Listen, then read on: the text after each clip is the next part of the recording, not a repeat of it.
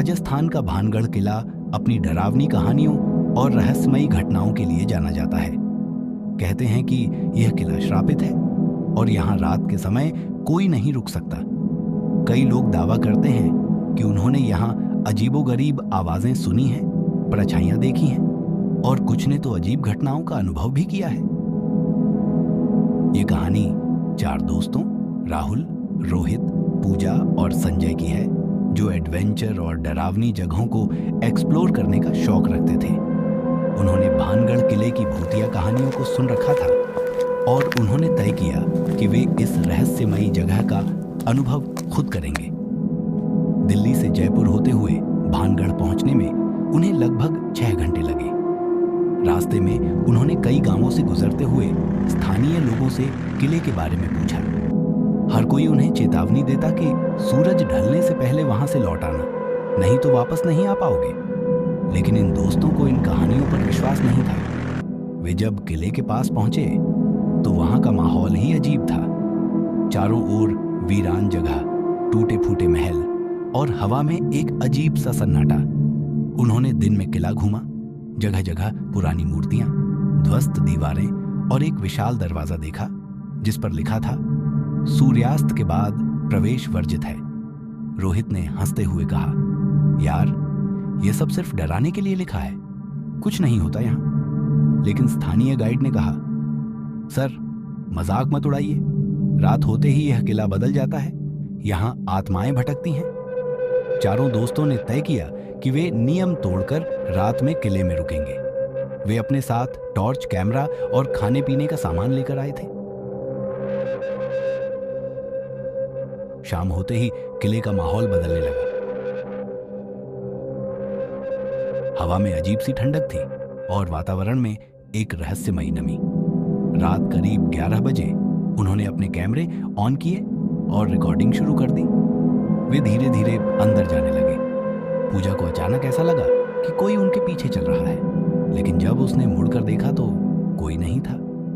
राहुल ने कहा, शायद हमारा भ्रम है। लेकिन तभी एक तेज हवा का झोंका आया और किले का बड़ा दरवाजा अपने आप बंद हो गया। चारों ने एक दूसरे की तरफ देखा और उनके चेहरों से डर झलकने लगा। रात के 1 बजे जब वे महल के सबसे गहरे हिस्से में पहुंचे तो उन्हें किसी के रोने की आवाज सुनाई दी।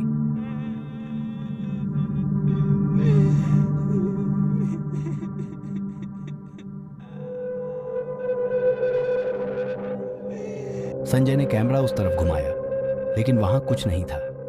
तभी अचानक रोहित ने चिल्लाकर कहा, भागो, यहां सच में कुछ है। सभी ने देखा कि दीवार पर परछाइयां हिल रही थीं, जैसे कोई चल रहा हो, लेकिन वहां कोई इंसान नहीं था।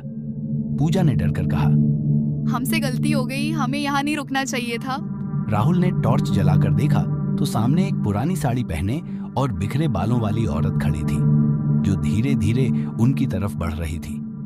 उनके कदम वहीं जम गए। चारों दोस्तों ने भागना शुरू किया, लेकिन किले के दरवाजे तक पहुंचते ही उन्होंने देखा कि दरवाजा बंद था। संजय ने जोर से धक्का मारा, लेकिन दरवाजा नहीं खुला। तभी रोहित के कानों में किसी ने फुसफुसाते हुए कहा, तुम लोग यहां से जिंदा नहीं जाओगे। सभी चीख उठे। पूजा बेहोश हो गई। राहुल और संजय ने मिलकर उसे उठाया और दीवार पर लगी खिड़की से बाहर कूद गए। किसी तरह वे किले से बाहर निकलने में कामयाब हुए। सुबह जब उन्होंने कैमरा चेक किया तो वे दंग रह गए। कैमरे में वे परछाइयां कैद हो चुकी थीं, जो हवा में तैर रही थीं। पूजा के पास जाने पर उसने बताया कि जब वह बेहोश हो रही थी तब उसे किसी ने जोर से पकड़ रखा था और उसके कानों में अजीब अजीब मंत्र सुनाई दिए। उस दिन के बाद से चारों दोस्तों ने कभी भी किसी भूतिया जगह पर जाने की हिम्मत नहीं की। भानगढ़ किले की कहानी सच है या सिर्फ मन का भ्रम, ये कहना मुश्किल है, लेकिन जो हुआ उसने इन दोस्तों को जिंदगी भर के लिए बदल दिया। भानगढ़ किले में जो कुछ हुआ उससे चारों दोस्त बुरी तरह डर गए थे। लेकिन कुछ दिनों बाद राहुल को इस घटना के पीछे की सच्चाई जानने की जिज्ञासा होने लगी। उसने फैसला किया कि वह भानगढ़ के बारे में और अधिक जानकारी जुटाएगा। राहुल ने इंटरनेट पर खोजबीन की, पुराने लेख पढ़े और स्थानीय लोगों से भी बात की। उसे पता चला कि भानगढ़ का किला एक श्राप के कारण बर्बाद हुआ था। कहानी यह थी कि राजा माधो सिंह की रियासत में एक तांत्रिक सिंधु सेवड़ा रहता था। वह किले की राजकुमारी रत्नावती से प्रेम करता था और उसे हासिल करने के लिए उसने काले जादू का सहारा लिया। लेकिन राजकुमारी को इसकी भनक लग गई और उसने तांत्रिक को मरवा दिया। मरते मरते उसने पूरे भानगढ़ को श्राप दे दिया। यहाँ कोई भी जीवित नहीं रहेगा, हर आत्मा इस किले में कैद हो जाएगी। कहा जाता है कि उसके बाद से ही रात होते ही किले में अजीब घटनाएं घटने लगीं। राहुल ने रोहित, पूजा और संजय को फिर से इकट्ठा किया और कहा, हमें भानगढ़ वापस जाना चाहिए और इस रहस्य को सुलझाना चाहिए। सभी ने पहले तो मना कर दिया, लेकिन फिर जिज्ञासा और रोमांच के कारण वे तैयार हो गए। इस बार वे सिर्फ घूमने नहीं बल्कि सच को सामने लाने के लिए जा रहे थे। चारों दोस्त दोबारा भानगढ़ पहुंचे। इस बार वे अपने साथ कुछ जरूरी सामान लाए थे। Night vision camera, digital voice recorder और हनुमान चालीसा। वे रात को 12 बजे किले के अंदर घुसे। इस बार माहौल और भी भयानक लग रहा था। हवा ठंडी थी और हर जगह एक डरावना सन्नाटा था। जैसे ही उन्होंने रिकॉर्डिंग शुरू की, तभी अचानक कैमरे की स्क्रीन झिलमिला गई और उसमें अजीब सी आकृतियां दिखाई देने लगी। अचानक पूजा जोर से चिल्लाई, किसी ने मुझे पीछे से धक्का दिया। सभी ने देखा कि वहां कोई नहीं था, लेकिन कैमरे में रिकॉर्ड हो रहा था कि एक धुंधली परछाई उनके चारों ओर घूम रही थी। तभी एक जोरदार आवाज आई, यहाँ से चले जाओ वरना मर जाओगे। अब चारों दोस्तों को समझ आ गया कि यह खेल नहीं है। लेकिन इसी बीच संजय ने देखा कि एक काले कपड़ों में तांत्रिक जैसी आकृति उनसे कुछ दूरी पर खड़ी थी। उसकी आंखें जल रही थीं और उसके हाथ में कुछ था जो लगातार हिल रहा था। राहुल ने तुरंत हनुमान चालीसा पढ़ना शुरू किया।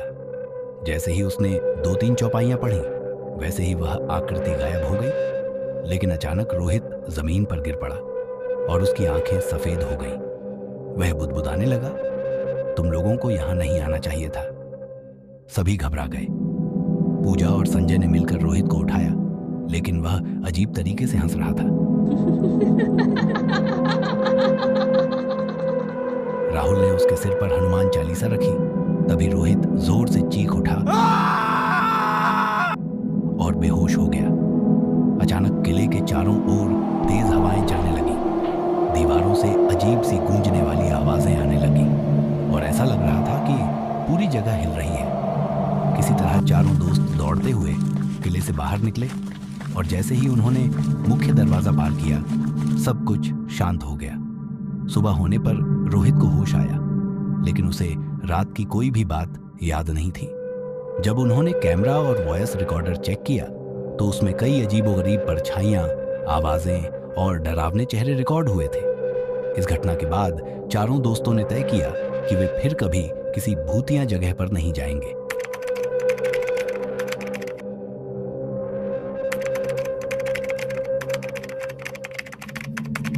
भानगढ़ से वापस आने के बाद चारों दोस्तों की जिंदगी पूरी तरह बदल गई थी। वे भले ही वहां से सही सलामत लौट आए थे, लेकिन कुछ न कुछ अजीब उनके साथ हो रहा था। राहुल को रात में अजीब सपने आने लगे। हर रात उसे वही काला तांत्रिक सपने में दिखाई देता जो कहता, तुमने जो देखा उसे भूल जाओ, नहीं तो अंजाम बुरा होगा। पूजा को अकेले होने का एहसास ही नहीं होता था। उसे हमेशा ऐसा लगता जैसे कोई उसके पीछे खड़ा है। एक बार तो उसने अपनी परछाई को अलग दिशा में चलते हुए देखा। संजय के घर में अजीब घटनाएं होने लगी। रात को किसी के चलने की आवाज आती, चीजें अपने आप इधर उधर हो जाती और कई बार उसके कुत्ते दरवाजे के सामने खड़े होकर जोर जोर से भौंकते, जैसे किसी अदृश्य चीज को देख रहे हों। सबसे बुरा हाल रोहित का था। भानगढ़ से लौटने के बाद उसकी तबीयत बिगड़ने लगी थी। वह चुपचाप रहने लगा, खाने से परहेज करने लगा और कई बार उसे यूं घूरते हुए पाया गया मानो वह किसी से बात कर रहा हो, जबकि कमरे में कोई नहीं था।